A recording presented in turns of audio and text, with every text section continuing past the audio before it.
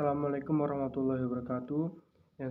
Kepada yang terhormat, Bapak Dr. Arman, Magister Pendidikan, selaku dosen pengampu mata kuliah media pembelajaran berbasis ICT, serta teman-teman semua yang saya banggakan. Pada video kali ini, saya akan menjelaskan resume terkait di pertemuan ketiga mengenai teori-teori belajar yang mendukung penggunaan media. Baik, langsung saja untuk ke materi pembahasannya. Yang pertama, ada teori behaviorisme. Menurut B.F. Skinner adalah berdasarkan pengamatan perilaku belajar itu ada di dalam pikiran. Menurut teori behaviorisme tersendiri adalah siswa dikatakan belajar apabila telah ada perubahan perilaku baik dari kognitif, afektif maupun psikomotor. Misal, siswa dari tidak tahu menjadi tahu. Kemudian perubahan perilaku bisa didapatkan apabila guru memberikan stimulus atau rangsangan. Yang kedua adalah teori pemrosesan. Menurut Atkinson dan Shiffrin, teori manusia seperti memori komputer atau RAM, karena pembelajaran harus dapat di-recall atau diingat kembali, maka penting juga bagi guru untuk membuat pembelajaran ini sangat menarik.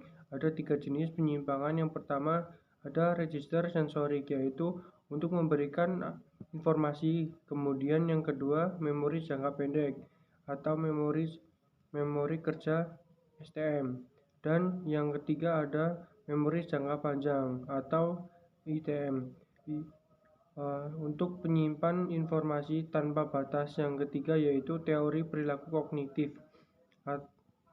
atau Robert Gagner. Menurut teori perilaku kognitif, pembelajaran dibentuk dengan menyediakan kondisi instruksional yang optimal. Pembelajaran dibentuk oleh urutan kejadian instruksional yang sesuai dengan jenis pembelajarannya.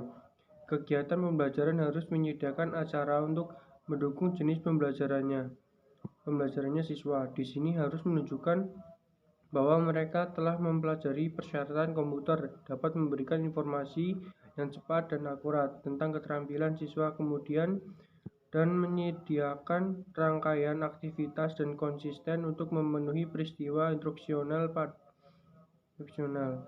Ada teori sistem dan desain pembelajaran sistematis atau teori dari Gagner dan Brick System. Sistem adalah komponen-komponen yang berhubungan satu sama lain. Menurut teori ini, belajar didorongkan berdasarkan pengolahan informasi dan teori-teori behavioral kognitif.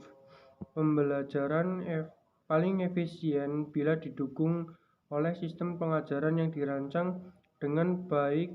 Pembelajaran harus terstruktur dan berurutan, dan siswa harus dipantau saat mereka maju melalui sistem instruksional. Aplikasi dapat memberikan urutan informasi, latihan, dan penilaian, serta dapat memberikan informasi yang cepat dan akurat tentang kemajuan setiap siswa. Implikasi teori belajar objektif terhadap strategi pengintegrasian media berbasis ICT. Pilih strategi integrasi teknologi berdasarkan teori belajar objektivisme. Ketika yang pertama, keterampilan dan konten yang akan dipelajari definisikan dengan jelas, konkret, dan tidak ambigu, dan respon perilaku tentu dapat mengidentifikasikan pembelajaran. Kemudian yang kedua, siswa membutuhkan bimbingan atau latihan individu untuk belajar dan mendemonstrasikan keterampilan prasyarat. Baik, untuk teori yang kelima yaitu teori aktivisme sosial oleh John Dewey. Menurut teori ini, belajar itu dihasilkan dari pengalaman, hasil perkembangan, serta didorong oleh aktivitas langsung. Pembelajaran memerlukan interaksi sosial antara siswa terhadap masalah dan persoalan yang menjadi perhatian mereka. Teknologi mendukung peluang untuk kolaborasi presentasi visual yang membantu siswa menghubungkan konsep abstrak dengan aplikasi dunia nyata. Yang keenam ada teori kognitif sosial atau teori dari Albert Bandura. Menurut teori kognitif sosial, belajar adalah kegiatan pengolahan informasi yang dihasilkan dan diinteraksi antara perilaku lingkungan dan faktor. Siswa-siswa belajar melalui permodelan seperti guru atau sama siswa.